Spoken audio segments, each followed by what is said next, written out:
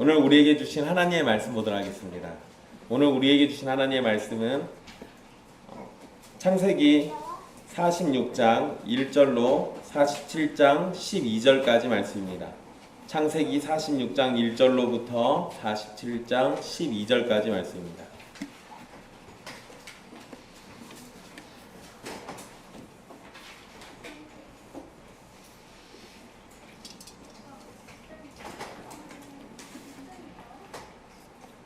귀하신 하나님의 말씀 받들어서 읽도록 하겠습니다. 이스라엘이 모든 소유를 이끌고 떠나 브엘세바에 이르러 그의 아버지 이삭의 하나님께 희생제사를 드리니 그 밤에 하나님이 이상 중에 이스라엘에게 나타나 이르시되 야곱아 야곱아 하시는지라. 야곱이 이르되 내가 여기 있나이다 하매 하나님이 이르시되 나는 하나님이라 내 아버지의 하나님이니 애굽으로 내려가기를 두려워하지 말라. 내가 거기서 너로 큰 민족을 이루게 하리라. 내가 너와 함께 애굽으로 내려가겠고 반드시 너를 인도하여 다시 올라올 것이며 요셉이 그의 손으로 내 눈을 감기리라 하셨더라. 야곱이 브엘세바에서 떠날새 이스라엘의 아들들이 바로가 그를 태우려고 보낸 수레에 자기들의 아버지 야곱과 자기들의 처자들을 태우고 그들의 가축과 가나안 땅에서 얻은 재물을 이끌었으며 야곱과 그의 자손들이 다 함께 애굽으로 갔더라. 이와 같이 야곱이 그 아들들과 손자들과 딸들과 손녀들 곧 그의 모든 자손을 데리고 애굽으로 갔더라. 애굽으로 내려간 이스라엘 가족의 이름은 이러하니라. 야곱과 그의 아들들 곧 야곱의 맏아들 르우벤과 르우벤의 아들 한옥과 발루와 헤스론과 갈미요 시몬의 아들은 여무엘과 야민과 오핫과 야긴과 스알과 가나안 여인의 아들 사울이요 레위의 아들은 게르손과 그앗과 무라리요 유다의 아들 곧 엘과 오난과 셀라와 베레스와 세라니 엘과 오난은 가나안 땅에서 죽었고 베레스의 아들은 헤스론과 하무리요 이사갈의 아들은 돌라와 부하와 욥과 시므론이요 스물론의 아들은 세렛과 엘론과 얄르엘이니 이들은 레아가 밧단아람에서 야곱에게 난 자손들이라.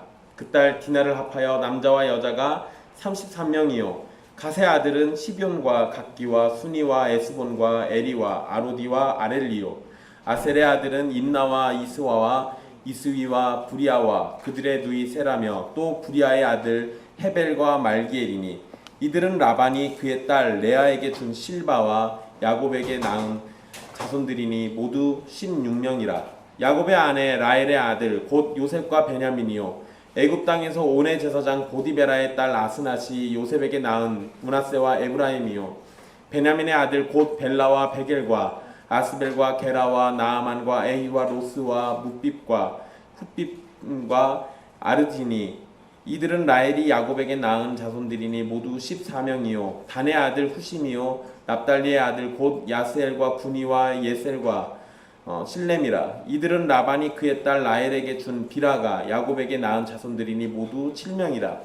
야곱과 함께 애굽에 들어간 자는 야곱의 며느리들 외에 66명이니 이는 다 야곱의 몸에서 태어난 자이며 애굽에서 요셉이 낳은 아들은 2명이니 야곱의 집사람으로 애굽에 이른 자가 모두 70명이었더라. 야곱이 유다를 요셉에게 미리 보내어 자기를 고센으로 인도하게 하고 다 고센 땅에 이르니 요셉이 그의 수레를 갖추고 고센으로 올라가서 그의 아버지 이스라엘을 맞으며 그에게 보이고 그의 목을 어긋맞춰 안고 얼마 동안 울매 이스라엘이 요셉에게 이르되 내가 지금까지 살아있고 내가 내 얼굴을 보았으니 지금 죽어도 족하도다. 요셉이 그의 형들과 아버지의 가족에게 이르되 내가 올라가서 바로에게 아뢰어 이르기를 가나안 땅에 있던 내 형들과 내 아버지의 가족이 내게로 왔는데 그들은 목자들이라 목축하는 사람들이므로 그들의 양과 소와 모든 소유를 이끌고 왔나이다 하리니 바로가 당신들을 불러서 너희의 직업이 무엇이냐 묻거든 당신들은 이르기를 주의 종들은 어렸을 때부터 지금까지 목축하는 자들이온데 우리와 우리 선조가 다 그러하니이다 하소서. 애굽 사람은 다 목축을 가증히 여기나니 당신들이 고센 땅에 살게 되리이다. 요셉이 바로에게 가서 고하여 이르되 내 아버지와 내 형들과 그들의 양과 소와 모든 소유가 가나안 땅에서 와서 고센 땅에 있나이다 하고 그의 형들 중 5명을 택하여 바로에게 보이니 바로가 요셉의 형들에게 묻되 너희 생업이 무엇이냐. 그들이 바로에게 대답하되 종들은 목자이온데 우리와 선조가 다 그러하니이다 하고 그들이 또 바로에게 고하되 가나안 땅의 기근이 심하여 종들의 양떼를 칠 곳이 없기로 종들이 이곳에 거류하고자 왔사오니 원하건대 종들로 고센 땅에 살게 하소서. 바로가 요셉에게 말하여 이르되 내 아버지와 형들이 내게 왔은즉 애굽 땅이 내 앞에 있으니 땅의 좋은 곳에 내 아버지와 내 형들이 거주하게 하되 그들이 고센 땅에 거주하고 그들 중에 능력 있는 자가 있거든 그들로 내 가축을 관리하게 하라. 요셉이 자기 아버지 야곱을 인도하여 바로 앞에 서게 하니 야곱이 바로에게 축복하매 바로가 야곱에게 묻되 내 나이가 얼마냐?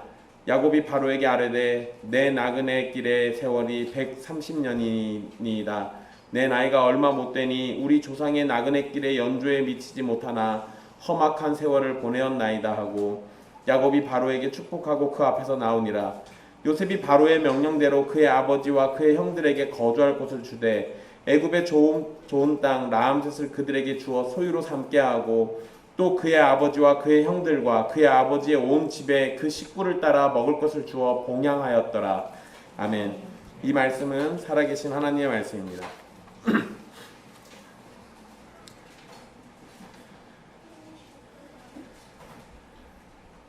야곱은 죽은 줄 알았던 요셉이 살아있다는 소식을 전해 듣게 됩니다. 모든 것을 포기한 것처럼 보였던 노인 야곱이 그토록 사랑했던, 너무나도 사랑했지만 죽은 줄 알고 지냈던 그 아들 요셉을 다시 볼 수 있다는 소식에 힘이 샘솟게 됩니다. 오늘 말씀은 야곱이 요셉을 만나러 애굽으로 내려가는 첫 장면에서부터 시작하게 됩니다. 이스라엘이라고 불리는 야곱은 지금 벌어지고 있는 일이 하나님의 계획인 것을 알게 됩니다. 요셉의 형들이 요셉의 말을 그대로 전했다면 요셉이 애굽의 총리가 된 것은 하나님께서 하신 일이라고 들었을 것이기 때문입니다. 그런데 야곱은 당장 애굽으로 가지 않습니다. 아마 여러분들이라면 우리 모두 다 그럴 거예요. 죽은 줄 알았던 아들이 살아 돌아왔다? 당장 가죠. 누가 머뭇합니까? 1분 1초가 아까울 텐데. 그런데 야곱이 애굽으로 당장 가지 않고 브엘세바로 갑니다. 거기로 가서 하나님께 희생 제사를 드리게 돼요. 브엘세바라는 장소는 아브라함과 이삭이 제단을 쌓았던 곳이기도 합니다. 그러니까 여기는 어떤 종교적인 특별한 의미가 있다라고 우리가 이해할 수 있는 거죠. 특별히 이삭이 브엘세바에서 있을 때 하나님께서는 두려워하지 말라는 말씀을 하셨습니다. 그리고 그에 대한 반응으로 제단을 쌓았어요. 지금 약속의 땅을 떠나는 것을 두려워하는 야곱도 아버지 이삭처럼 브엘세바에서 희생 제사를 드리며 하나님의 은혜를 구하고 있습니다. 어쩌면 아버지의 경험을 비추어서 생각해 본다면 두려움이 있을 때 하나님께 제단을 쌓고 제사를 드리면서 나가는 것은 지극히 당연한 모습일 겁니다. 게다가 두려워하지 말라는 그 음성을 들은 곳이 브엘세바라면 아마 우리 모두도 그 음성을 들었던 브엘세바로 가서 제단을 쌓았을 겁니다. 야곱이 희생 제사를 드린 밤에 하나님께서 환상 중에 나타나셨습니다. 그리고 이스라엘을 부르셔서 야곱에게 꼭 필요한 말씀을 해주십니다. 나는 하나님이라 내 아버지의 하나님이니 애굽으로 내려가기를 두려워하지 말라. 내가 거기서 너로 큰 민족을 이루게 하리라. 하나님께서 이스라엘을 큰 민족으로 만드시겠다고 말씀을 하셨는데 과거 아브라함에게 하신 언약이 이어지고 있음을 확증하는 내용입니다.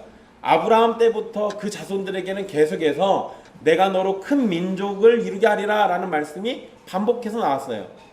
그러니까 사실 여러분 간단히 잘 생각해 보세요. 아브라함에게 내가 너로 큰 민족을 이루게 하리라 라고 얘기할 때는 내가 내게 지시할 땅으로 가서였어요. 거기가 어딥니까? 가나안이에요. 그러니까 큰 민족을 이루게 하는데 조건부가 달린 거예요. 어디로 가야 하냐면 가나안으로 가야 돼요. 내가 내게 지시할 땅이었으니까. 물론 그때는 가나안인지 아닌지 몰랐습니다. 그냥 하나님이 인도한 대로 따라가 보니까 거기가 가나안이었어요. 그런데 이제는 거꾸로 가나안에서 밖으로 나가잖아요. 그런데 큰 민족을 이루게 하겠다라고 약속을 해주세요.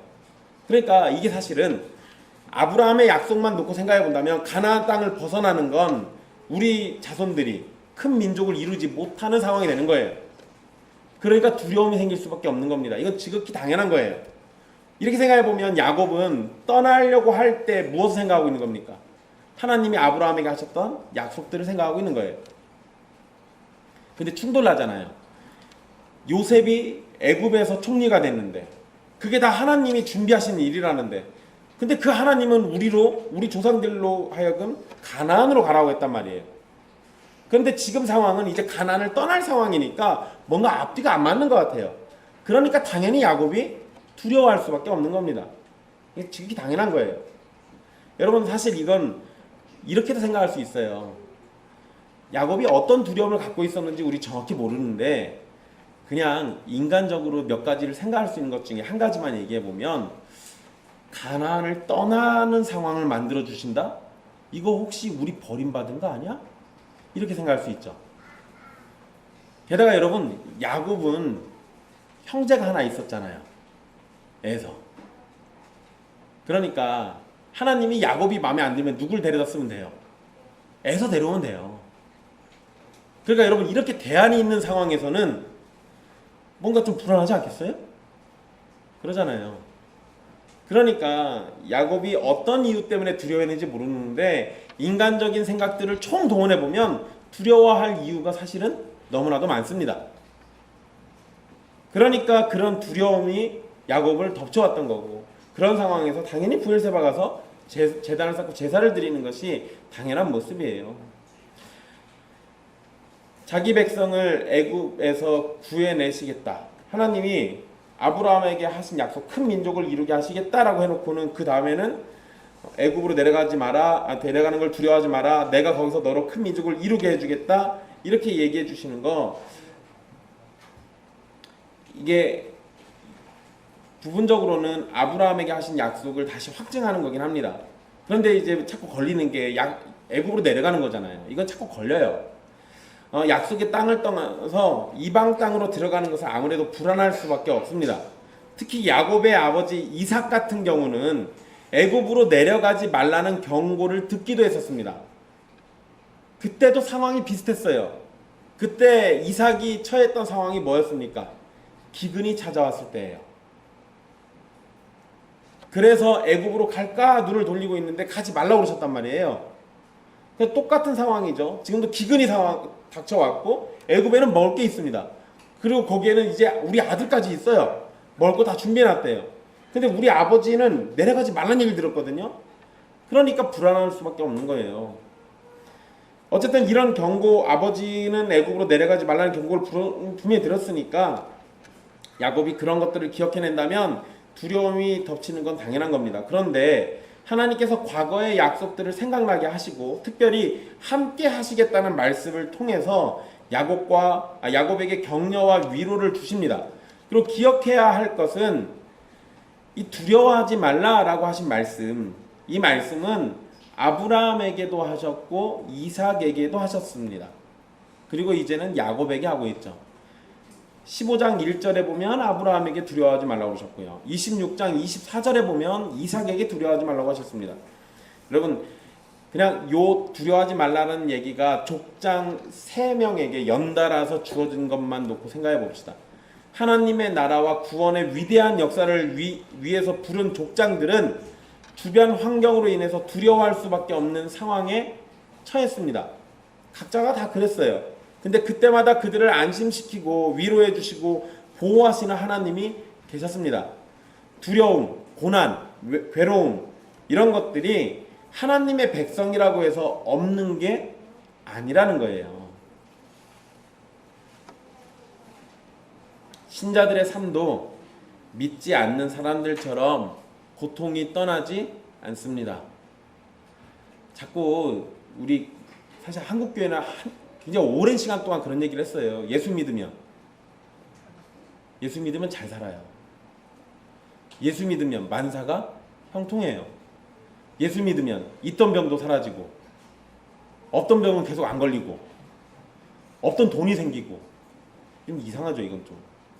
근데 여러분, 한국교회는 오랜 시간 동안 그런 이상한 우상에 빠져가지고 살았어요. 그런데 성경의 가르침을 잘 보면 그게 아니에요.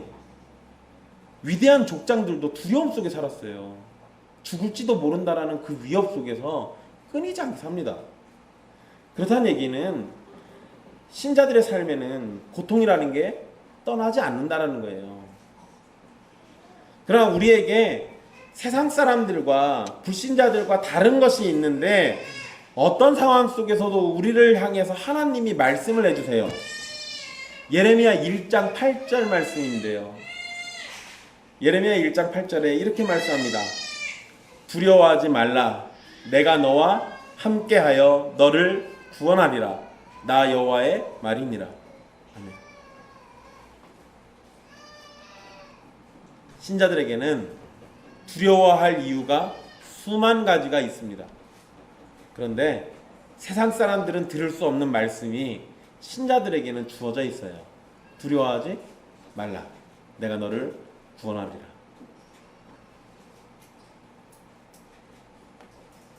신자들이 세상 사람들보다 더 나은 점을 꼽으라면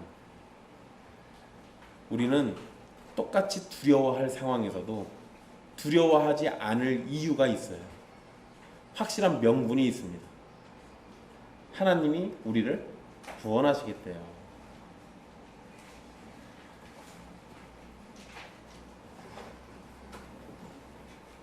그런데 여러분, 야곱에게 하신 말씀은 앞에서 잠깐 언급한 것처럼 이삭의 시대에 흉년이 왔을 때 이삭이 애굽으로 내려가는 것을 막으셨던 하나님의 말씀과는 다르지 않아요.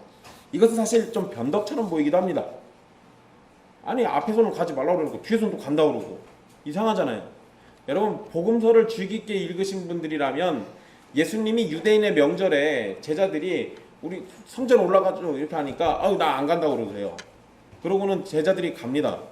근데 뒤따라서 예수님 올라가세요. 안 간다고 그러시니까.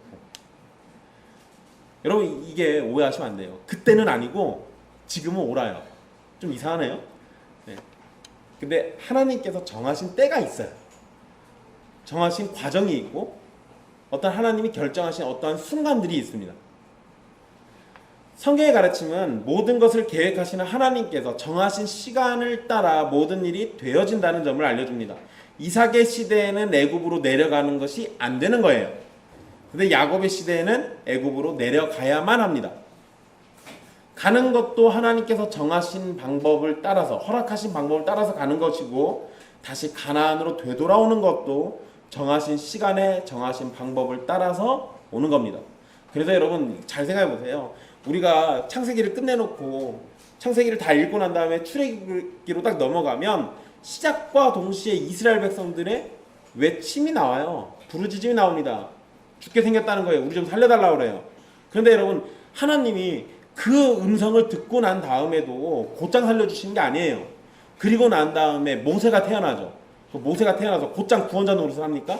아니요, 그러지 않아요. 얼마나 시간이 흘러야 합니까? 80년이나 흘러야 돼요. 이스라엘 백성들의 부르짖음을 듣고 난 다음에도 80년이라는 시간이 더 지나고 나서야, 그제서야 모세를 통해서 이스라엘을 구원해내세요. 하나님이 정하신 방법과 정하신 때에 일이 벌어진다는 건 분명한 사실이에요. 이런 것들을 놓고 생각해 본다면 우리가 어떤 계획들을 세워놓고 내 맘대로 안 되고 내 뜻대로 안 되고 내가 세운 어떤 이 과정대로 안 되는 경우들이 많잖아요. 그런데 마음을 좀 내려놓으세요. 사람은 그래요. 사람은 무슨 짓을 하든 무슨 계획을 세우든 우리 마음대로 잘 안 됩니다. 우리 계획대로 잘 될 때도 있긴 해요. 그럴 때는 하나님 정말 감사합니다 하시면 돼요. 대체로 잘 안 됩니다. 내가 이거 해야지 저거 해야지 막 계획을 세워놓지만 우리 계획과 상관없이 흘러가잖아요. 근데 여러분, 그러면 도대체 우리는 어떻게 살아야 하나? 이런 생각이 들 수도 있습니다. 성경에는 신자들이 하나님 앞에 올바른 경건한 신자들이 취하는 태도가 하나 있는데요. 내 뜻대로 안 된다고 해서 하나님에 가서 따지면서 기도를 한다든지, 내 맘대로 안 되니까 하나님 믿는 것을 포기한다든지, 이런 식이 아니라 내가 원하는 그때에 일어나지 않더라도, 내가 원하는 방법대로 되지 않는다 할지라도 그저 하나님의 선하심을 바라보고 기다리는 거예요. 그리고 하나님 앞에 충성스러운 백성으로 살기를 소망하면서 그렇게 지내는 겁니다. 그게 신자들이 가진 자세예요. 그러면서 하나님의 뜻대로 되어지길 바라는 거죠. 그것이 아주 중요한 겁니다. 이전에 아브라함이나 이삭에게 하신 말씀을 잘 보면 큰 민족을 이루게 된다는 약속은 땅과 밀접한 관련이 있는 것처럼 보입니다. 사실 계속해서 땅 얘기와 함께 이 큰 민족을 같이 언급하시거든요. 내 자손이 굉장히 많이 늘어날 거야 라는 얘기할 때 앞뒤에 보면은 이 가나안 땅이라는 그 땅의 이 이 정해진 딱 구역이라는 한계가 있어요. 그러니까 그러한 약속만 놓고 본다면 약속의 땅을 떠난다라는 건 굉장히 불편할 수밖에 없습니다. 약속의 땅을 떠나야만 하는 야곱은 큰 민족을 이루게 해주시겠다는 말씀이 조금 이상하게 보일 수 있어요. 왜냐하면 항상 땅하고 같이 얘기하셨으니까. 그런데 여러분 4절 말씀을 잘 보세요. 4절에 하나님이 그 3절에는 내가 거기서 너로 큰 민족을 이루게 하리라 라고 얘기해놓고 그 다음에 4절에 내가 너와 함께 애굽으로 내려가겠고 라고 얘기하십니다. 그러니까 약속의 땅을 잠시 떠나지만 약속의 당사자이신 하나님께서 함께 하신다는 점을 강조해 주죠. 그렇기 때문에 약속의 땅이 아니어도 야곱의 자손들은 큰 민족을 이룰 수 있게 되는 겁니다. 만약에 이 말씀을 안 하셨다면 야곱은 내려가는 것이 심히 두려웠을 거예요. 왜냐하면 아니 우리 아버지랑 할아버지한테 얘기할 때는 분명히 이 땅에서 큰 민족을 이룬다고 얘기하셨거든요. 그런데 약속의 당사자가 나는 이 땅에서 너희들 올 때까지 기다리고 있을게 라고 얘기하는 게 아니라 내가 너와 함께 애굽에 내려가겠고 그리고 거기에서 다시 너를 인도하여 올라올 거다 라고 얘기하시잖아요. 그러니까 약속의 당사자이신 하나님이 계속해서 함께 해주신다라는 것을 강조하고 있습니다. 사실 여러분 하나님께서 애굽으로 함께 내려가시겠다는 말씀은 당시의 문화 속에서는 이해될 수 없는 놀라운 표현입니다. 당시에는 어떤 신이든지 지역신, 한 나라에서만 권능을 갖고 있는 신이라고 믿었어요. 그 경계선을 넘어가면 신들은 권능을 잃어버립니다. 그게 그 당시의 일반적인 문화예요. 그래서 여러분 우리 이런 개념들 있잖아요. 어떤 신전들이 있어요. 각 지역마다. 그러면 그 지역의 신전은 그 지역 신들을 섬기는 곳이죠. 그래서 전쟁이 벌어지면 제일 먼저 신전을 점령해요. 신전에 가서 신전을 완전히 망가뜨려 놔버리면 신이 그 자리를 떠나게 됩니다. 개념이 그러다 보니까 전쟁을 할 때 가장 1차적으로 공격하는 곳은 신전이어야 돼요. 신전만 점령하면 됩니다. 그러면 사실 전쟁 끝나요. 그런데 하나님께서 하신 얘기는 특이한 얘기예요. 가나안 땅에서만 하나님이신 줄 알았는데 이상하게 애굽으로 같이 내려가시겠대요. 근데 여러분 이건 조금만 생각하면 얘기가 금방 이해가 됩니다. 아브라함이 가나안 땅 들어왔을 때 하나님이 말씀을 걸었습니까? 아니면 가나안에 들어오시기 전에 아브라함을 찾아가셔서 아브라함을 부르셨습니까? 가나안 바깥에서 가나안에 들어오기 전에 가서 하신 거예요. 그러니까 원래 우리 하나님은 그 당시 사람들이 생각하는 것처럼 어떤 지역에 갇혀있는 신이 아니라 모든 땅과 우주를 초월하시는 하나님이라는 것을 원래 알려주셨어요. 그러니까 여기서 이야기하시는 게 별로 새로울 건 아니에요. 하지만 어쨌든 당시의 문화에는 이게 굉장히 놀라운 이야기입니다. 여호와 하나님께서는 어느 곳에 있든지 그의 권능에는 문제가 없습니다. 사람들은 신을 땅에 매여있는 존재로만 이해했지만 참 신이신 여호와 하나님께서는 땅을 초월하고 공간과 시간과 개념을 넘어 전능하심을 드러내시는 분이에요. 그러니까 이러한 것들을 전제했을 때 두려워하지 말라라고 하는 이야기가 당연히 위로가 될 수밖에 없어요. 여러분 능력도 없는 사람이 두려워하지 마라고 하면 그 사람이 말하니까 더 두렵죠. 자기도 자기 몸 못 지키면서. 근데 그런 분이 아니라 모든 전능하심의 근원이 되시는 분께서 두려워하지 말라라고 얘기하면서 내가 너와 함께 하겠다라는 약속을 주시는데 얼마나 감사합니까? 야곱은 이런 약속을 안고 브엘세바에서 하나님을 만난 후에 그곳을 떠나 애굽으로 내려가게 됩니다. 이때 6절과 7절의 기록을 보면 다 함께 애굽에 내려갔다고 기록하고 모든 자손을 데리고 애굽으로 갔다라고 기록하면서 약속의 땅에는 야곱의 후손이 한 명도 없다는 점을 강조합니다. 여러분, 이 부분도 아주 중요해요. 여기에 약속의 땅에 누가 남아있으면 안 되는 거예요. 왜 그럴까?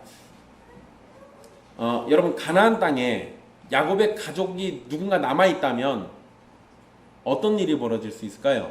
사실 경우의 수는 굉장히 많습니다. 그런데 여러분, 어쨌든 약속의 땅에 야곱의 후손 누군가가 남아있다면 그는 또 거기에서 어떻게든 살아남았겠죠. 여러분, 이때 이 기근으로 인해서 애굽을 제외한 나머지 모든 나라 사람들이 다 굶어 죽은 게 아니에요. 어떻게든 살아남았습니다. 그리고 어떻게든 다시 또 민족을 이루고 다시 또 자라나게 돼요. 그랬단 말이에요. 그러니까 가나안 땅에 누군가 남아있다면 그 사람은 어떻게든 살았을 가능성이 있겠죠. 그러면 이렇게 되면 나중에 여러분, 애굽에서 탈출해서 가나안으로 되돌아갈 때 이스라엘 자손들이 누구를 의지하겠습니까? 가나안 땅에 있는 자기 친족들을 의지하기가 쉬워요. 그러잖아요. 약속의 땅에 야곱의 가족들이 하나도 남지 않은 것은 훗날 애굽을 탈출해서 가나안으로 돌아갈 때 의지할 수 있는 그 어떠한 친족도 그 자리에 없다라는 걸 알려주는 거예요. 그러면 그 상황에서 어떻게 해야 하는 게 옳은 겁니까? 의지할 분이 누구밖에 없어요. 하나님밖에 없어요. 하나님밖에. 여러분, 우리 그런 거 얘기하잖아요. 어떤 사람이 기고만장하고 막 이렇게 하면 뭔가 믿는 구석이 있으니까 그러는 거 아니에요. 자기 주먹을 믿든 아니면 주변 누군가를 믿든 막 이럴 거 아니에요. 게다가 이스라엘 백성들이 애굽을 떠나서 가나안으로 들어갈 때 가나안 땅에 살고 있던 자기 친족들이 도와주면 이스라엘 백성들이 우리가 애굽을 탈출해서 가나안으로 되돌아갈 때 하나님께서 전적으로 다 해주셨다라고 얘기하겠습니까? 아니요, 그럴 리가 없어요. 가나안 땅에 남았던 그들이 우리를 위해 한 일을 보라 하면서 그들을 찬송하기가 쉬워요. 그러니까 여러분, 이 부분에서 하나님은 욕심이 굉장히 많으신 분이세요. 자기에게 돌아와야 할 영광을 어느 누구에게도 뺏기는 것을 원치 않으십니다.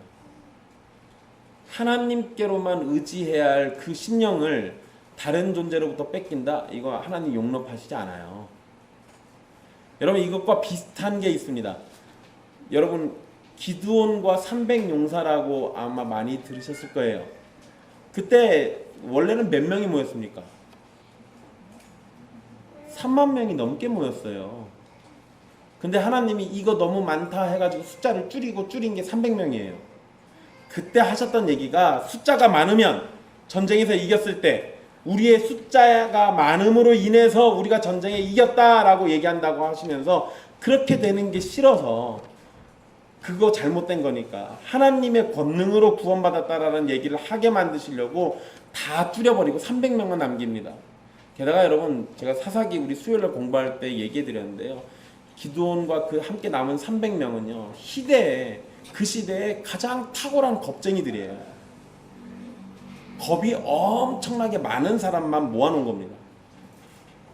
대담하게 쌈잘하는 사람들이 아니에요. 그러니까 300용사가 아니라 300 겁쟁이들 데려다가 수만 명의 미디안 병사들을 무찌른 겁니다. 그렇다는 얘기는 여러분, 겁쟁이들이 전쟁을 하면 얼마나 하겠습니까? 여러분, 뭐 전쟁을 경험해 보신 분들이 별로 없으셔가지고, 여러분 군대에 가면 뭐 총 쏘고 막 이런 거 있어요. 실탄 쏘는 거 영화에서 보면 별거 아니잖아요. 실제 총 잡고 실탄 쏘면은요, 정신이 나갑니다. 첫 발을 쏘는 순간 갑자기 내 영혼이 어딘가로 가요. 왜냐면 총소리가 그렇게 큰지 몰랐거든요. 수류탄 같은 거 던지는 거 쉬운지 알죠? 한 발 던지고 나면 정신이 멀리 나갑니다. 내가 던진 게 내 앞에 터지면 내 몸이 산산조각 나는 걸 방금 봤거든요. 그러니까 실제로 전쟁이 났을 때 칼을 용감하게 휘두를 사람이 얼마나 될 것 같습니까? 실제로 많지도 않아요. 실제로 많지도 않습니다. 그러니까 이 전쟁에서 하나님이 그렇게 하셨던 이유, 그 전쟁의 승리가 단지 300명 때문에 가능했다라는 게 아니라 300명일지라도 하나님이 함께 하시면 가능하다라는 걸 보여주는 거예요. 결국 하나님의 권능으로 구원받는 걸 얘기해 주시는 거죠. 여기에서 가족 한 명도 남기지 않는 것도 똑같은 이유인 겁니다. 의지할 어떠한 존재도 남기지 않고 오직 하나님으로 모든 것이 되어진 일이라는 것을 알려주기 위해서 그러신 거예요. 8절에서부터 27절까지는 애굽으로 내려간 이스라엘 가족의 이름이 기록되어 있습니다. 한 명씩 한 명씩 이름의 뜻을 살펴보면 시간이 엄청나게 걸리기 때문에 싹 다 건너뛰겠습니다. 그래서 여기에서 우리가 그냥 한 가지 좀 기억해 둘 건요. 27절에 보면 야곱의 가족이 총 70명이라고 기록되어 있습니다. 총 70명. 근데 여러분 여기에서 이 70이라는 숫자는 이 70이라는 숫자를 맞추려고 약간의 조정이 일어났습니다. 실제로는 70명이 아니에요. 더 많아요. 숫자 훨씬 더 많습니다. 여기에 여러분 야곱의 아들들의 아내 이름이 기록되지 않거나 또는 그 자식들의 자식들 이름, 그러니까 자식들의 아내 이름이 기록되지 않거나, 그러니까 실제로 70명이 아니란 얘기죠. 더 많이 들어왔다는 얘기예요. 그런데 이게 굳이 70이라는 숫자를 왜 맞춰놨냐? 일단 여러분 가나안에서 애굽으로 내려간 사람들이 숫자라고 하는데 애굽에 살고 있는 요셉과 그의 가족들까지도 포함시켰습니다. 그러니까 원래는 70이 안 되는 거예요. 이렇게 되면. 근데 여러분 여긴 또 생략된 게 있어요. 게다가 이미 죽은 엘과 오난도 이 70이라는 숫자에다 더해놨습니다. 그리고 아직 태어나지 않은 자녀들까지 포함되어 있어요. 그러니까 70이라는 숫자를 맞춘 거는 어떠한 의도가 있다라는 거예요. 모세가 굳이 70이라는 숫자를 꼭 찍어 맞춰놓은 겁니다. 근데 이 70이라는 숫자는 7이라는 숫자가 완전수거든요. 그러니까 70도 7의 배수기 때문에 완전수로 여겨요. 그러니까 이거는 이 야곱의 모든 자손들이 빠짐없이 다 같다, 완전히 같다라는 것을 상징적으로 보여주려고 이 70이라는 숫자를 맞춰놓은 거예요. 그러니까 이거 세봤더니 목사님 70이 아니던데요, 뭐 이런 걸로 저한테 따지신다거나 아니면 제가 면밀히 조사해봤는데 이게 틀린 것 같습니다라고 얘기하지 마세요. 성경에는 이런 부분들을 의도적으로 이렇게 숫자를 맞추는 경우들이 많이 있습니다. 대표적인 게 그 예수님의 족보에 보면은 14대, 14대, 14대 이런 얘기가 나와요. 실제로는 14대, 14대, 14대가 아니에요. 중간에 한 명이 중복돼서 나와서 14대, 14대, 13이에요. 그런데 14대라고 자꾸 이렇게 맞춰놓는 거는 뭐 14라는 숫자가 다윗이라는 이름을 알려주는 거거든요. 뭐 그건 나중에 다시 얘기해 드릴게요. 그러니까 성경에는 의도적으로 이렇게 정확하지 않은 거를 어떠한 숫자나 이런 걸로 정확하게 표기할 때가 있습니다. 분명히 어떠한 의도가 있는 거예요. 28절에 보면 야곱은 유다를 요셉에게 먼저 보내고 자기를 고센으로 인도하게 합니다. 여러분 여기에서 좀 사실 모순된 모양새가 나오죠. 과거에 야곱과 요셉을 생이별하도록 만든 장본인이 누굽니까? 유다예요. 그런데 지금은 두 사람을 만나게 하는데 주도적인 역할을 하는 게 또 유다예요. 참 재밌죠. 요셉은 아버지가 있는 고센으로 올라가서 그를 만나 함께 껴안고 울게 됩니다. 그게 29절부터 나와 있는 말씀들이죠. 이스라엘이 요셉에게 내가 지금까지 살아있고 내가 내 얼굴을 보았으니 지금 죽어도 족하도다 라는 말을 합니다. 여러분 얼마 전까지만 해도 슬픔 속에서 내가 죽게 될 거야 라고 얘기했어요. 그러니까 아유 난 지금 죽어도 괜찮아 라고 얘기하는 사람이 아니에요. 내가 지금 죽으면 슬픔 속에서 죽을 거야 이랬던 사람이란 말이에요. 그런데 이제 상황이 바뀌었죠. 슬픔 속에서 죽게 될 거라고 얘기했던 야곱은 이제는 죽어도 좋다는 말을 합니다. 두 사람의 만남은 요셉이 형제들과 만났던 것보다 더 애절했을 거예요. 그러나 여러분 성경은요 이 부분에 대해서 더 자세히 얘기를 안 합니다. 사실 굉장히 애절하고 막 무슨 요셉이 아버지에게 절을 열 몇 번 했다는 둥 뭐 이런 얘기가 안 나와요. 그냥 이렇게 야곱의 말만 기록하고 곧장 요셉이 형들과 가족들에게 바로에게 할 말이 있다는 걸 알려줘요. 그러니까 이게 지금 가족 상봉 이야기를 하고 막 거기에서 어떠한 심파 같은 걸 이끌어내고 이게 지금 중요한 게 아니에요. 이 상황에서는 분명히 야곱하고 요셉이 만난 거에는 우리가 성경에 기록되지 않았지만 눈물로서 다 이해하지 못할 말들이 써 있었을 거예요. 두 사람의 감정이 얼마나 뜨거웠겠습니까? 그런데 성경은 곧장 기록을 그것보다 더 중요한 사건으로 이어가요. 그게 뭐냐면 애굽 땅에서 살 때 고센 지역에서만 살게 만들기 위한 방법과 계획이 나옵니다. 이건 사실 굉장히 중요한 얘기예요.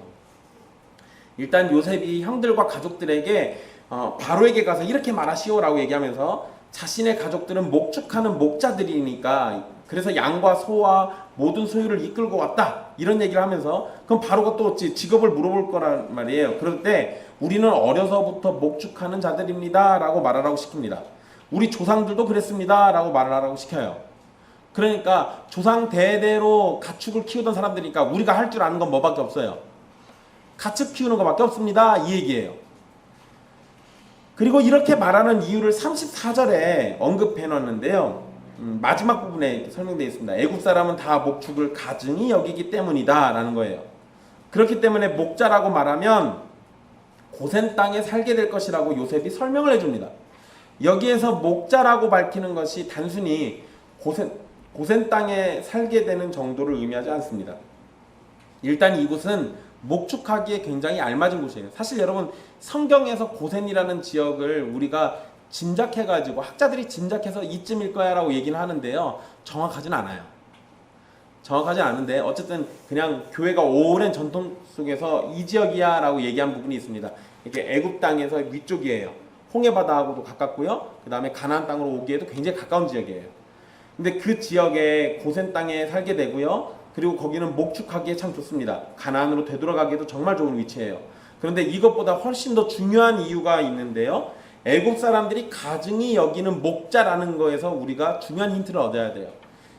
애굽 사람들이 가증히 여기기 때문에 그 목자들, 이 가증히 여기는 존재들과는 가깝게 지내지 않을 겁니다. 여러분 뭐 조상님들 중에 계시다면 죄송합니다. 미리 사죄드려요. 옛날 우리 뭐 조선시대나 이럴 때 보면 백정 이러면 사람들이 굉장히 천대했어요. 가증히 여기는 지금 사실 자기들도 다 고기 먹으면서 고기 먹는 집은 또 부자잖아요. 그거 잡아주시는 분이니까 얼마나 고마운 분이에요. 사실 여러분 이 중에서 당모가지 비틀 수 있는 사람이 몇이나 됩니까? 저는요 한 1억 준다고 하면은 제가 두 눈 질끈 감고 한번 해볼 수 있는데 그 밑으로는 용납이 안 돼요. 전 못하겠어요. 이게 아유 이거 못해요. 나 이거 살아있는 거 못 잡아요. 근데 여러분 백정이 고기를 잡아주고 하는 거 보면 사실은 못하는 사람들 대신해 주는 거니까 고마운 거잖아요. 그런데 우리 조상들은 어떻게 했습니까? 굉장히 천대했어요. 천한 직업이라고 하고. 그러다 보니까 여러분 백정과 결혼한다, 백정 집안과 결혼한다 이러면 난리 나요. 똑같은 겁니다. 목자들을 가증히 여기기 때문에 애굽 사람들은 이 히브리 사람들과 결혼하기를 원하지 않게 됩니다. 그러니까 그것을 전제해 놓고 있는 거예요. 여기에서 중요한 게 바로 그겁니다. 이게 뭐냐? 가나안으로 나중에 되돌아갈 때 이 사람들은 일단 여기 애굽 땅에서 살게 될 때요. 가증히 여기는 목자들이기 때문에 애굽 사람들과는 구별돼서 살게 될 거고 그렇게 되면 애굽 사람들과 결혼하는 일도 없게 될 겁니다. 야곱의 가족들은 기근을 피해서 잠깐 애굽에 들어온 건데 여기 영원히 살 것이 아니잖아요. 그러니까 영원히 살 것이 아니니까 애굽 사람들과 섞이는 거를 피하는 것이 지극히 당연한 거예요. 여기서 만약에 섞여버리면 이제 못 돌아가요. 못 돌아갑니다. 못 돌아가는 게 아니라 섞이면 돌아가기를 싫어하죠. 그러니까 그런 문제가 발생하니까 섞이지 않게 하기 위해서 가증히 여기는 목자라는 것을 강조한 겁니다. 다시 돌아갈 약속의 땅을 생각하면 야곱의 가족들은 자신들만의 민족성을 지키고 애굽과 섞이지 않도록 주의를 해야 합니다.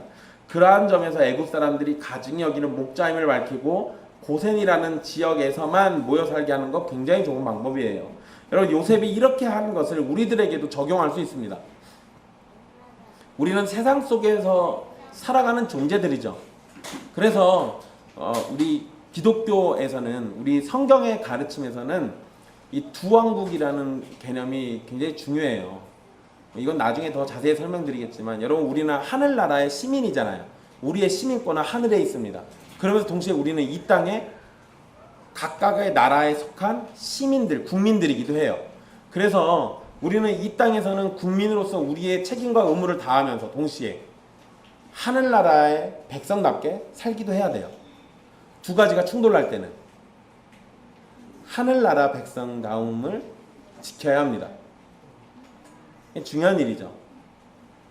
이게 뭘 가르쳐주냐면, 우리는 육신을 가지고 있는 이상 이 땅에 사는 백성들과 같이 더불어 살아야 돼요. 세상 사람들과 섞여 살게 돼 있습니다. 그런데 여러분, 세상 사람들과 섞여 산다라고 해서 그들과 구별되지 않을 정도로 섞여버리면 하늘나라 시민으로서의 우리의 독특성이 보이지 않게 되잖아요. 그거를 주의하라는 겁니다. 그걸 주의하라는 거예요. 세상과 구별되는 존재, 세상 속에서 살지만 그들과는 뭔가 남다른 존재, 그게 신자들이에요. 신자들이 가지하는 거고요. 근데 만약에 여러분들이 주일날 예배 드리는 걸 제외하고는 세상 사람들과 어떠한 차이도 발견하지 못한다면, 이게 약간 좀 여러분들의 삶에 문제가 있는 거 아닙니까? 이거 고민해 봐야 돼요. 그러면 나는 어떻게 살 것인가, 이런 거 고민해 봐야 합니다. 굉장히 중요한 문제이기도 해요. 여러분, 우리가 세상 사람들과 믿지 않는 사람들과 같이 섞여 산다 하더라도요, 그 사람들 입에서 예수 믿는 사람은 확실히 뭔가 다르구나 라는 말이 나와야 맞아요. 그게 정상입니다. 산상수훈에서도 우리의 착한 행실로 세상 사람들이 어떻게 하라고 그래요? 하나님께 영광 돌리게 하라고 그러잖아요. 그게 정상이라니까요. 그렇게 해야 하는 거예요. 근데 많은 대부분의 신자들이 그렇게 잘 못합니다. 그거는 우리의 신앙의 어리숙함도 있고, 오랜 믿음을 생활을 해왔으면서도 여전히 그런다는 건 우리가 하고 있는 믿음 생활이라는 게 문제가 있다는 걸 보여주는 거기도 해요. 여러분들의 삶을 한번 점검해 보십시오. 사실 여러분, 세상이 다 그렇게 하니까 그냥 우리도 그렇게 살아도 된다는 식의 태도 조심해야 하지 않겠습니까? 세상의 모든 사람이 어떤 행동을 한다고 해서 그것이 하나님의 뜻을 거스르는 거라면 다 그렇게 한다 하더라도 우리는 그렇게 하면 안 되잖아요. 세상 사람들에게는 일반적인 방법이 있다 하더라도 그것이 하나님의 섭리나 하나님의 주권이나 하나님의 일하심을 부정하는 것이라면 우리는 최선을 다해서 그것을 피해야 맞습니다. 그것이 옳아요. 설사 그것이 우리의 원하는 것을 해줄 수 있는 것이 아니라고 해도, 만약에 우리가 그렇게 세상 사람들과 똑같이 부정과 불법을 저지르는 걸로 인해서 우리가 원하는 것을 얻을 수 있게 된다 하더라도 그거 하면 안 되는 거예요. 그것이 하나님의 성품을 거스르는 거기 때문에 따라가면 안 되는 겁니다. 하나님의 사랑을 받는다면, 또 하나님을 사랑하기를 세상보다 우선하기를 원한다면 세상 사람들과 구별되는 존재로 살기를 소망하세요. 참되게 하나님의 사랑을 받는 자들이라면 세상보다 하나님을 더 사랑하는 것이 마땅한 겁니다. 요셉은 바로에게 가서 자신의 아버지와 형들이 재산을 다 챙겨가지고 가나안에서 고센 땅으로 왔다라고 얘기를 해줍니다. 그리고 그 중에서 형들 5명을 택해가지고 바로에게 보여줘요. 사실 여러분, 여기에서 형 5명은 어떻게 뽑았는지 모르겠습니다. 뭐 사실 정확하게 안 나와요. 그러니까 그냥 무작위로 뽑았을 수도 있고요, 아니면 뭐 나이 순으로 뽑았을 수도 있습니다. 어쨌든 그냥 5명만 데리고 갑니다. 그리고는 바로는 요셉의 형들에게 질문을 해요. 너희들의 직업이 무엇이냐? 그들은 목자라고 밝히고 조상들과 자신들 모두가 그러하다라고 말합니다. 그리고는 가나안 땅의 기근이 심해서 잠시 이곳에 거류하고자 왔다라고 말하면서 고센 땅에 살게 해달라고 얘기해요. 이때 여러분, 이곳에 거류하고자 왔사오니 라고 할 때 이때 사용된 거류하고자라는 단어는 나그네, 여행객이 잠시 머물러 왔다는 의미가 있어요. 그러니까 요셉의 형들은 대답조차도 너무 훌륭히 잘하고 있는 겁니다. 우리는 정말로 잠깐 여기 머물려고 왔습니다 예요. 근데 여러분 나중에 몇 년 살게 됩니까? 400년을 넘게 거기 살아요. 잠깐만 있다 가려고 했는데 발목 잡히는 바람에 400년을 넘게 삽니다. 그런데 여러분 아까 시작할 때 제가 말씀드렸잖아요. 떠나는 것도 여기 들어오는 것도 하나님의 뜻과 계획 아니었다면 떠날 때도 떠나는 그 시간도 하나님의 뜻과 계획 안에 있는 거예요. 형들은 정말로 우린 잠깐 있으려고 왔어요 라고 얘기했지만 하나님의 계획은 430년입니다. 그때까지 기다리는 거예요. 어쩔 수 없어요. 이거는 이렇게 얘기하면서 결국 형들은 다시 약속의 땅으로 되돌아갈 걸 생각하고 있는 거죠. 그런데 바로는 요셉에게 명령하기를 고센 땅에 거주하게 하고 그들 중에 능력 있는 자로 바로의 가축을 관리하게 하라 이렇게 얘기합니다. 여러분 그냥 우린 기근 피해서 잠깐 왔는데요 했는데 이게 요셉의 이 힘이 있다 보니까 또 바로가 요셉 때문에 우리를 너무 좋게 보니까 그 바로의 가축을 키우는 관리를 세워줬어요. 그러니까 여러분 이것도 사실 중요한 겁니다. 이스라엘 백성들은 처음에 애굽에 들어올 때 노예로 들어온 게 아니라 관리로 들어와요. 이게 참 재밌는 겁니다. 물론 요셉 같은 경우는 노예로 시작했지만 총리가 됐잖아요. 근데 나머지 사람들은 자유인으로 걸어 들어와가지고 여기에서 처음부터 노예였던 게 아니라 관리, 그러니까 공무원이에요. 우리로 치면 공무원으로 들어온 사람들인데 시간이 흐르다 보니까 나중에 뭐가 된 겁니까? 애굽의 노예가 돼버린 거예요. 그러니까 이거는 중간에 이 요셉과 그의 자손들이 했던 일들, 하나님이 은혜 베푸신 것을 잊어버린 그러한 때가 되니까 이런 일들이 벌어졌던 거겠죠. 어쨌든 단순히 기근만 피하는 게 아니라 애굽에서 바로의 짐승들을 돌보면서 일을 할 수도 있게도 됩니다.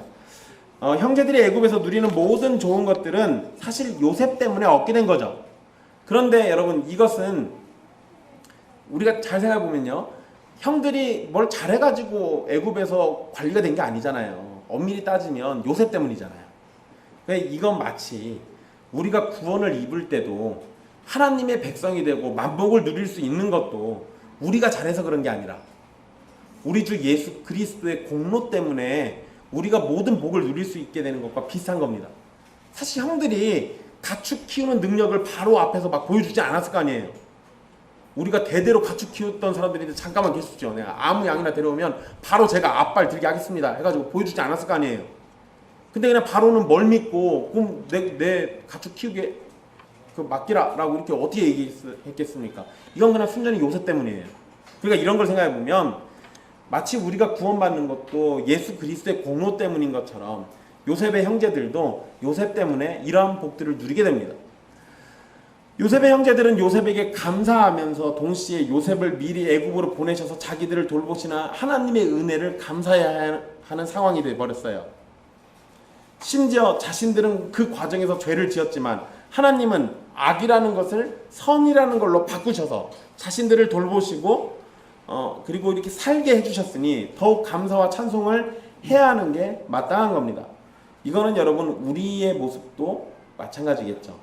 예수 그리스도 때문에 우리가 모든 걸 누린다면 예수 그리스도 안에서 마땅히 하나님께 감사와 찬송을 드리는 것이 옳은 겁니다. 요셉의 형들이 바로를 만나고 난 다음에 이제 요셉은 자기 아버지 야곱을 데리고 나갑니다. 이때 야곱은 바로를 축복했다라고 성경에 기록하고 있어요. 야곱이 바로를 축복하는 장면이 47장에 보시면 47장 7절에 보면 야곱이 바로에게 축복하며 라고 시작을 해요. 그리고 10절에도 보면 야곱이 바로에게 축복하고 그 앞에서 나오니라 라고 이렇게 되어 있습니다. 여러분 야곱은 바로를 만날 때와 헤어질 때 축복으로 시작해서 축복으로 끝을 내고 있습니다. 야곱이 노인이고 또 부족의 족장이니까 나이가 많은 사람이니까 그리고 족장이니까 애굽의 왕을 축복할 자격은 사실 충분합니다. 그런데 여러분 상황을 생각해 보세요. 보통 축복이라는 건 위에 있는 사람이 아래에 있는 사람에게 주는 거예요. 그런데 지금 야곱이 애굽의 왕보다 훨씬 더 위 같은 존재로 보입니까? 실제로 그러지 않잖아요. 왜냐하면 그냥 상황만 놓고 보면 애굽의 바로 왕은 기근 속에서도 먹을 걸 넉넉히 갖고 있는 풍족한 나라의 왕이고 야곱은 기근을 피해서 살기 위해 온 한 족장의 저 민족의 족장일 뿐이에요, 그냥. 그러니까 이렇게 놓고 보면 지금 축복할 상황이 아니라는 거죠. 그런데 왜 야곱은 축복으로 시작해서 축복으로 끝냈을 것인가? 이거 한번 생각해 봐야겠죠. 여러분, 뭐 나이가 많은 노인이고 부족의 족장이기 때문에 자격은 충분했을지 모르지만 그것이 아니라 야곱이 지금 바로를 축복하는 건 하나님의 대리자로 축복하는 거예요. 그 부분을 기억해 두세요. 이 축복은 하나님의 대리자로서 바로를 축복해 준 거고, 그리고 이러한 축복은 요셉의 지혜로운 통치를 통해서 이미 나타났고 앞으로 더욱 나타나게 될 겁니다. 바로는 야곱에게 나이가 어떻게 되냐고 질문을 합니다. 그러자 야곱은 내 나그네 길의 세월이 130년입니다. 내 나이가 얼마 못 되니 우리 조상의 나그네 길의 연주에 미치지 못하나 험악한 세월을 보냈습니다. 라고 대답합니다. 이게 좀 재미난 게 뭐냐면요. 애굽 사람들은 이상적인 나이를 100살로 봅니다. 이 고대 문헌에 보면요. 이 사람들 100살이면 굉장히 이상적인 나이로 자꾸 봐요. 그 얘기는 그 전에 다 죽었다는 얘기예요. 그제 다 죽었다는 얘기입니다. 그런데 여러분 야곱은 자신을 얼마 못 살았다고 얘기하잖아요. 근데 130년 살았어요. 그러니까 애굽 사람들보다는 훨씬 더 많이 살았죠. 물론 여러분 아브라함이나 이삭 같은 경우는 175세, 180세를 살았으니까 야곱보다 훨씬 더 많이 살았어요. 그리고 야곱이 130세라고 그랬는데 이제 17년 더 살다 죽거든요. 그러니까 죽을 때 나이는 147세예요. 그렇게 놓고 보면 아브라함이나 이삭보다는 어린 나이에 죽은 겁니다. 근데 야곱이 얼마 안 됐다라는 얘기하죠. 그런데 험악한 인생 살았다라고 얘기하죠. 그러니까 얼마 되지 않은 나이지만 자신이 겪은 평생의 일들은 결코 평탄하지는 않았다. 이런 얘기를 합니다. 물론 여러분 그 대부분은 야곱이 한 행동 때문에 벌어진 거예요. 사실 그 평탄하지 않은 험악한 세월을 산 건 대부분 야곱이 스스로 산 행동 때문입니다. 근데 여러분 여기에서 모순되는 것 같은 장면이 나와요. 아까 야곱이 바로를 축복했다라고 그랬잖아요. 그런데 야곱은 고난으로 가득 찬 세월을 살았습니다. 야곱의 축복을 받은 바로는 어떻습니까? 안정적이고 제왕의 삶을 살고 있어요. 이상하잖아요. 축복을 해도 바로가 해야 할 것 같지 않습니까? 그래서 제가 하나님의 대리자로 축복했다라고 말씀드린 거예요. 그런데 일단 여러분 두 사람이 비교되는 거예요. 야곱은 험악한 인생을 살았고 바로는 제왕의 위치에서 안정적인 인생을 살았습니다. 그런데 바로에게는 없고 야곱에게 있는 게 있습니다. 바로에게는 하나님이 없어요. 야곱에게는 하나님이 있습니다. 야곱은 아버지를 속이고 그 일 때문에 목숨 보존하려고 외삼촌 라반에게 도망쳤죠. 외삼촌 라반은 결혼식 날 자신을 속이고 라헬이 아닌 레아를 먼저 또 시집 보냈습니다. 게다가 나중에는 뭐 둘 다 얻긴 했지만 이 외삼촌 라반하고 10년 넘더라 계속 다퉈요. 그러다 결국에는 도망치게 되죠. 가나안에 도착해서는 무슨 일이 벌어집니까? 딸 디나가 몹쓸 일 당했죠. 또 그 아들들은 복수한다 치고 세겜 지역을 몰살시켜버려요. 그리고 난 다음에는 이젠 좀 평안히 살려나 했더니 그 아들들이 동생 요셉을 못마땅하게 여겨서 들짐승에게 찢겨 죽었다는 거짓말에서 자신을 속였습니다. 야곱의 삶은 결코 평탄하지가 않아요. 그러나 그에게는 하나님이 함께 하셨고 하나님의 언약이 있습니다. 바로에 비하면 가진 것이 초라한 야곱일지 모르지만 그에게는 하나님과 하나님의 언약이 있었기 때문에 바로를 축복하기에 충분한 자격이 있습니다. 일반인의 눈에는 이게 이상하게 보일지 몰라요. 그러나 하나님의 백성에게는 지극히 당연한 겁니다. 하나님을 모르는 세상은 하나님의 백성들, 특히 교회로 인해서 복을 누리고 있는 겁니다. 그들의 눈에는 교회가 초라하고 부패했고 헛된 망상에 빠진 존재들처럼 보일지 모릅니다. 그러나 주님의 몸된 교회는 세상에 하나님의 복을 전하는 통로예요. 바로 앞에 야곱은 연약한 노인의 모습일지 모르지만 자기 자신을 야곱이 종이라는 표현을 안 써요. 바로의 종입니다 이런 말 안 합니다. 애굽의 왕 앞에서 야곱이 서 있지만 초라한 노인이 아니라 약속의 땅 가나안의 왕이 서 있는 거예요. 하나님의 대리자인 왕이 서 있는 거예요. 마찬가지로 우리의 겉모습은 초라할지 모르지만 우리는 하나님 나라의 왕 같은 제사장들입니다. 세상은 우리로 하여금 복을 누리고 있고 복을 누리게 될 겁니다. 우리의 어떠함 때문이 아니라 우리를 부르신 하나님의 위대하심 때문에 가능한 일이에요. 그러니 세상 앞에서 위엄과 영광이 있는 하나님의 자녀로 살아가십시오. 이렇기 때문에 우리는 세상과 구별된 존재로 살아야 하는 거예요. 요셉은 바로의 명령을 따라 아버지와 형들에게 거주할 곳을 주고 애굽의 좋은 땅 라암셋을 주어 소유로 삼게 합니다. 이 라암셋이라는 지역이 나오는데 이게 고센과 연결되어 있는 거예요. 이렇게 될 수 있었던 건 하나님께서 야곱에게 주신 약속, 하나님께서 야곱을 애굽에서 큰 나라로 만드시겠다는 약속을 확신할 수 있게 해줍니다. 12절 47장 12절 말씀을 보면 온 식구들이 먹을 것을 얻게 됨을 보게 됩니다. 극심한 기근 속에서도 하나님의 백성들은 생명을 이어갈 수 있도록 양식을 얻게 됩니다. 마찬가지로 우리는 영적인 기근을 겪는 이 세상 가운데 그리스도로 인해서 그리스도 안에서 풍족한 영적 양식을 얻을 수 있습니다. 약속의 땅에서 애굽으로 가는 것은 두려운 일이지만 하나님께서 함께 하시기 때문에 그 두려움을 이겨낼 수 있었습니다. 그리고 그곳에서 하나님이 함께 하시기 때문에 양식과 거주할 땅을 얻을 수 있었음을 보십시오. 우리도 하나님의 말씀을 따라서 신앙생활을 하는 중에 두려움을 경험하게 될 때가 있을 겁니다.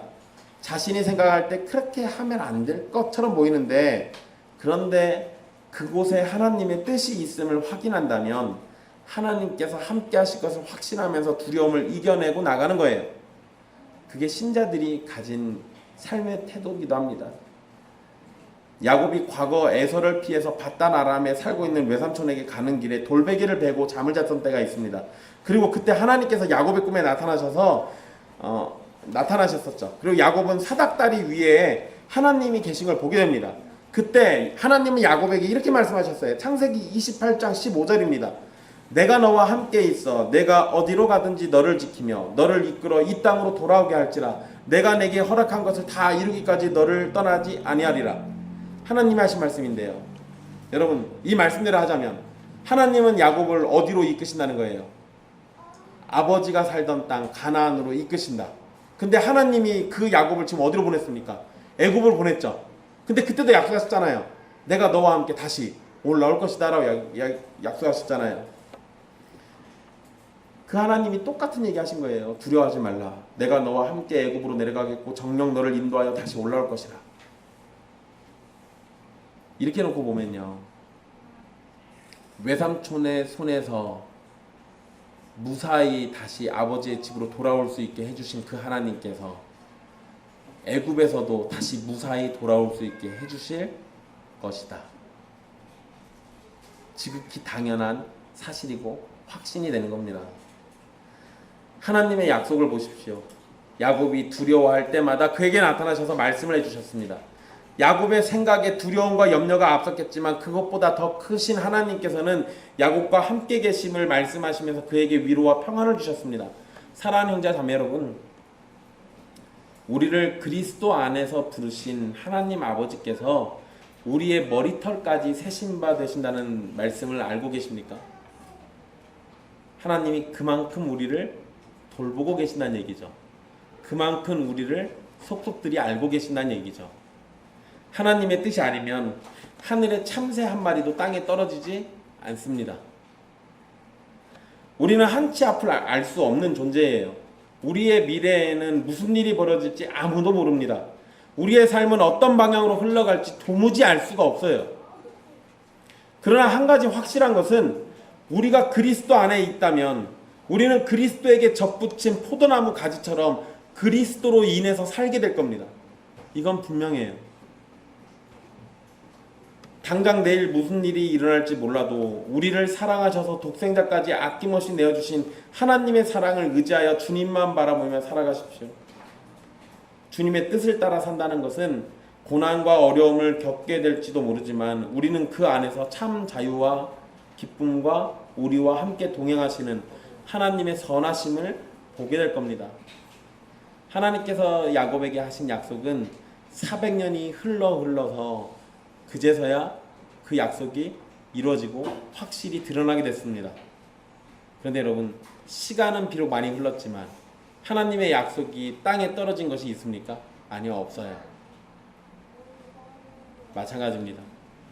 그리스도 안에서 우리에게 주신 모든 언약의 말씀들은 지금 당장 우리의 눈으로 그것을 경험하지 못한다 할지라도 하나님의 약속은 확실히 우리를 보호하실 것이고 확실히 우리에게 생명을 주실 거고 주의 말씀을 따라서 우리는 모든 것을 다 누리는 날을 맞이하게 될 겁니다. 그날을 소망하면서 주님 안에 살기를 더욱더 기뻐하고 수고로움을 감내하시는 여러분 되십시오. 기도하겠습니다.